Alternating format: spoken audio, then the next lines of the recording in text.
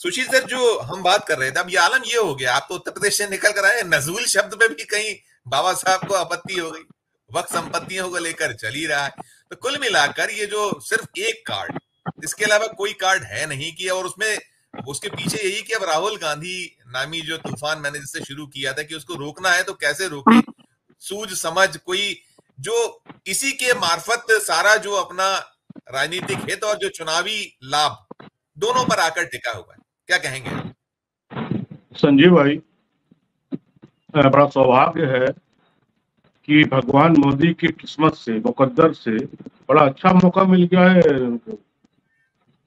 विश्व विजयी हो सकते हैं। अब वो गांधी जी ने जो अपराध किया था, जो इंदिरा जी ने अपराध किया था, उसको ये फरिश्ते ठीक कर सकते हैं अगर चाहे तो। इससे अच्छा मौका तो मिल ही नहीं सकता है। शेख हसीना आपकी हिंदुस्तान आ चुकी हैं, दिल्ली में है, और आपकी पाकिस्तान बताइए किसने, गांधी जी ने कितना अपराध किया था, पाकिस्तान को दूर कर दिया था, तो दो टुकड़े करा दिए थे। फिर उनका पर और अपराध हुआ इंदिरा जी का कि उन्होंने बांग्लादेश बनवा दिया। तो इससे अच्छा मौका नहीं मिल सकता। अखंड भारत का सपना मोदी जी पूरा कर सकते हैं अगर कल परसों, हफ्ता, 10 दिन, 6 महीना, 6 महीने में बांग्लादेश को बुला लें। उसका पक्का सब देख जाएगा, दहशत में तो आ जाएगा ना। अब देखिए क्या होता है, क्या नहीं होता है। संजय भाई, ये मेरी मांग है आप सबकी तरफ से, 4PM की तरफ से मांग है मोदी जी को, भगवान मोदी जी को। अब दूसरी बात संजीव भाई, एक कुछ साल हो गए हैं, एक मुंबई में हुआ था, एक कोई हीरोइन 400 का पकड़ गई थी और कुछ मर गया थे। तो एक यहाँ का बड़ा, देश का बड़ा चैनल था, वो अर्णव गोस्वामी उसका एंकर था, मालिक भी था। वो पूरे 4 महीने तक मुझे ड्रग्स चाहिए, मुझे ड्रग्स चाहिए, मुझे ड्रग्स चाहिए। अगर आपको सबको याद हो तो केवल यही हो पूरे देश में, मुझे ड्रग्स चाहिए, मुझे ड्रग्स चाहिए। ऐसे ही हमारे देश में इस समय क्या चल रहा है, मुझे ड्रग्स चाहिए, मुझे ड्रग्स चाहिए, मुझे हिंदू चाहिए, मुझे कांवड़ चाहिए, मुझे राम चाहिए, मुझे अयोध्या वाले राम नहीं चाहिए, मुझे मोदी वाले राम चाहिए। एक प्रशासन बन गया है कि मुझे बस ये चाहिए। कहते हैं अच्छी बात है, बन गया है, लेकिन ये भी पता है कि आज से बहुत साल पहले बहुत बड़ा थिएटर आया था, अंधा युग, बड़ा सक्सेस हुआ था देश में।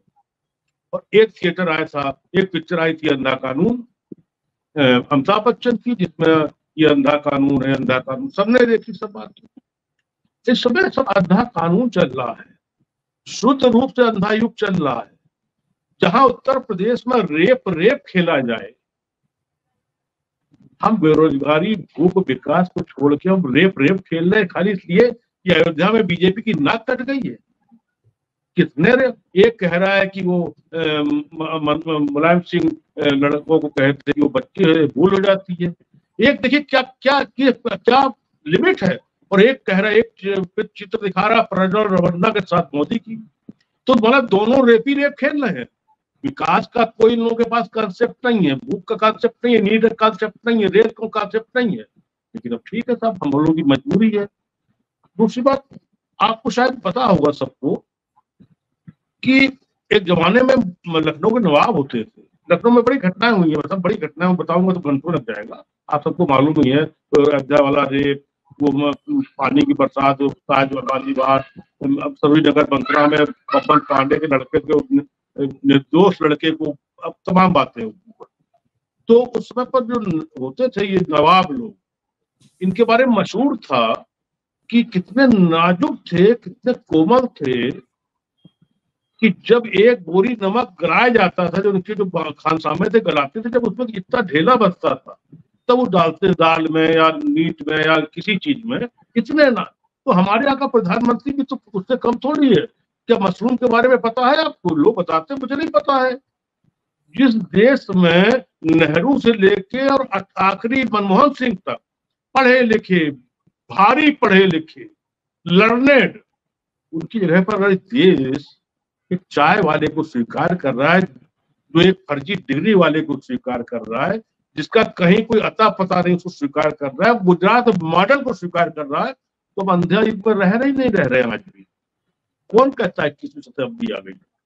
8,500 करोड़ रुपया संजीव भाई, अभी मैं अनुराग ठाकुर पा रहा हूँ आधे मिनट में, 8,500 करोड़ मिनिमम बैलेंस के नाम पे आपकी जेब से निकाल लिया बैंक वालों ने।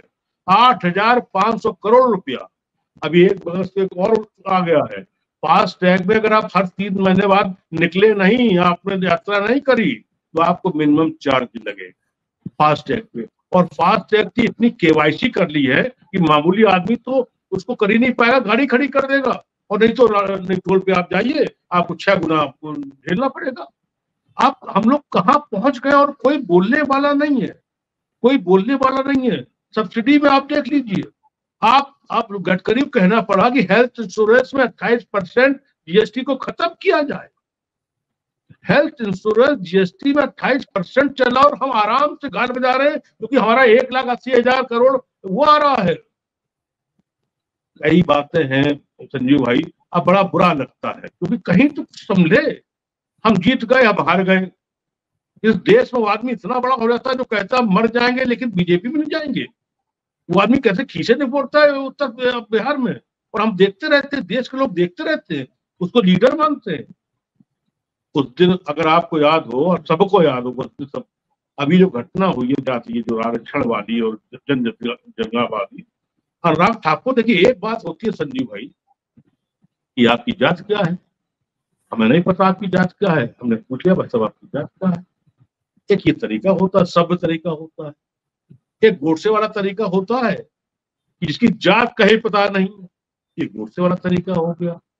अब आप संजीव भाई एक चीज बताइए, मैं तो उस दिन एक बड़े चैनल में बैठा था, मैंने पूछा, मैंने अनुराग ठाकुर, चलो आपने पूछ लिया कि जात बताइए, अब जात के साथ साथ आपको ये भी पूछना चाहिए था राहुल गांधी से कि आपका गोत्र क्या है, आपका विश्वा क्या है, आपके ग्राम देवता कौन है, आपके कुल देवता कौन है, और कम से कम अगर आपका परबाबा नहीं तो आपके जो ग्रैंड फादर है, परबाबा के परबाबा नहीं तो ग्रैंड फादर तक का भी नाम पूछ लीजिए।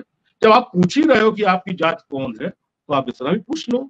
तो अब ये देखिए है क्या, लेकिन फिर भी मैं कहूंगा, इस देश में तमाम बातें होने के बाद भी 10 साल में मोदी जी गोडसे वाले भगवान नहीं बन पाए हैं। आज भी देश में बापू को ही माना जाता है, गोडसे को नहीं मानता मिल पाई है। छोटा मोटा तो चलता रहता है, तो चल ही रहा है। क्या कोई पूछेगा कि कामन में कितने सौ करोड़ की गाड़ियां तोड़ी गई हैं, कितने अपराध हुए, कितने लोगों को कितना नुकसान हुआ है, और कितने करोड़ घंटों का लॉस हुआ है, श्रम का लॉस हुआ है? कोई पूछेगा इस बात? भक्ति तो पहले भी होती थी, भक्ति तो मेरे 64 साल की उम्र में मैंने भक्ति देखी है। जब भक्ति, और मैंने कितनी बार का, अनिल भाई बोल चुके, मैंने कितनी बार कही इस बात को संजीव भाई, कि जब 14 के बाद धर्म बदल गया, राजनीति बदल गई, सिस्टम बदल गया, लोग बदल गए, तो ये तो सब होना ही होना था। और ये बात बिल्कुल सच है, और मैंने एक नहीं सैकड़ों बार कहा, मैं आज भी कह रहा हूं, अगर राजनाथ जी ने थोड़ा सा समझा होता इस बात को, उन्होंने प्रचार विभाग का अपना बनाया होता, तो आज राजनाथ जी फिर पीएम बनने के उसमें से पूरे, लेकिन वो शौक में जोश में कर गए। जैसे अडवाणी बोल गए थे गुजरात के समय पर, जब अटल जी तैयार वो थे कि नहीं अडामेंट थे कि नहीं हटाना ही हटाना है, उन्होंने कहा माफ कीजिए, छोड़ दीजिए। तो आज देखिए राजनाथ जी कहाँ है और कहाँ पर अडवाणी जी है। अब ये वक्त है, एक आदमी चाय वाला बेवजह झूठ चाय वाला करके करके कहां से कहां पहुंच गया। वो ना पटरी पता, ना ट्रेन पता, ना रेल पता, ना डिग्री पता, ना सिस्टम पता। एक आदमी कहता है देश में कबीर, गुरु नानक और गोरखपुर वाले महंत एक साथ बैठ के मंत्रणा करते थे, हम आराम से सुनते, और कोई हमें कुछ पता ही नहीं। एक आदमी पीएम बन के जब बोलता है देश में कि मंगलसूत्र दुकान और यादव ये लूट ले गए, वो लूट ले गई, हम सुनते हैं आराम से, हमारा कोई रिएक्शन है ही नहीं, क्योंकि हम हिंदुत्व मुसलमान के नाम पे इतने अंधे हो चुके हैं। लेकिन शायद अगर जैसे बांग्लादेश ऐसी छोटी जगह पर आगे खुल रही है, अभी लंका में भी हुआ था, आंखें तो खुलेगी, आज नहीं खुलेगी, कब खुलेगी? और एक बात और भी है, अब एक लिमिट, जैसे ये अभी माननीय सुप्रीम कोर्ट की 7 जजों की पीठ ने कहा, वो इससे फर्क पड़ेगा, इस देश में बहुत फर्क पड़ेगा। आप इस पे, वो मुझे पता है और आप सबको पता है कि विश्वनाथ प्रताप जी कैसे, वो कोई सामाजिकता से या नैतिकता से थोड़ी एमपी बने थे, एक तरीके से कत्ल करके वो राजीव गांधी का वो बने थे, और कितनों कत्ल करा, कितनी हत्याएं हुई, और कितने लोग बेगुनाह चले गए। तो संजीव भाई, इस देश को अब क्या कहाँ पहुंच गया, और समय पर पहुंच गया। तो हमारे पास ऐसे लोग, चैनल के लोग, या ऊपर वाला जो नेचर है, उसका कुछ तो इस बात के ऊपर रहम करेगा ना कि हमारे लोग नीट पे मरने ना पाए, हमारे लोग उसमें बेसमेंट में हमारे बनने वाले आईएएस, हमारे बनने वाले आईपीएस, आईपीएस, आईआरएस वो पानी में डूब के मरने ना पाए। कहीं ना कहीं कोई तो सोचेगा इस चीज को, कोई नहीं सोच रहा। अब आप बताओ संजीव भाई, ये तो आप तो इसको टिप्पणी करिएगा इस पे। इस देश का वो ब्यूरोक्रेट जो कहां कहां नहीं रहा, इतना बड़ा नाम अश्विनी वैष्णव भाई ने रेल मंत्री बना दिया, एक बात पे भड़क गया।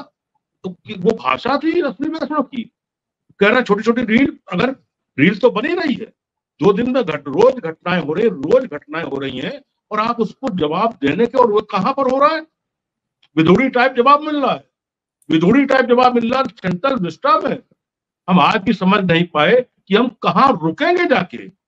और हमारे हमारे हमारे और वो जान रहे हैं कि हाँ पानी उतर रहा है। देखिए अब इस समय बीजेपी का, मोदी जी का, शाह जी का जो पानी, जो बाढ़ के बाद पानी उतरता है ना, पानी उतर रहा है, लेकिन कहीं उतरते उतरते इतनी देर ना हो जाए संजीव भाई कि हमारे नौजवान और बेरोजगार जो हमारे नौनिहाल हैं उनके ऊपर कोई समस्या ना। सुशील सर, आपकी आखिरी टिप्पणी में चाहूंगा, एक छोटी सी टिप्पणी कि क्या रोक पाएंगे जो हम यहाँ से शुरू हुए थे, कि ये जो ये सब करके रोक पाएंगे, ये जो ये जितने पुराने संजीव कार्ड्स भाई, हैं? मैं भगवान मोदी के पक्ष में हूँ। मैं इसलिए पक्ष में हूँ, जब सत्ता मिले तो फिर बादशाह अकबर बन जाना चाहिए, फिर मशरूम खाएं। मन किया कि नई गाड़ी कोई आई है तो उन्होंने कहा चलो प्लेन, कहाँ अच्छा प्लेन मिलता है, उन्होंने कहा फ्रांस में अच्छा प्लेन मिलता है, कहीं ले आओ जाके उसको। उन्होंने कहा अच्छा घर है, कौन सा शहर, सबसे बड़ी कोठी है, उन्होंने कहा नया सेंट्रल विस्टा बनाएंगे। सोच ये होनी चाहिए ना।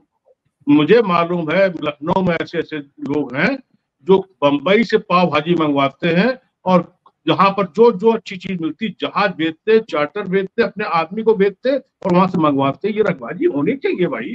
तो दिक्कत क्या, भगवान ने आपको मौका दिया है तो आप उसमें भी मतलब लाल अंगोछा पहन के घूमोगे क्या, मदराओ की साड़ी नहीं करोगे। संजीव भाई है क्या, जहां पर हिमाचल में आपकी नदियां बह रही हैं, नदी शहर बहे जा रहे हैं, देवभूमि उत्तराखंड में पहाड़ दरक रहे हैं, दक्षिण में वायनाड में गांव के गांव चले जा रहे हैं।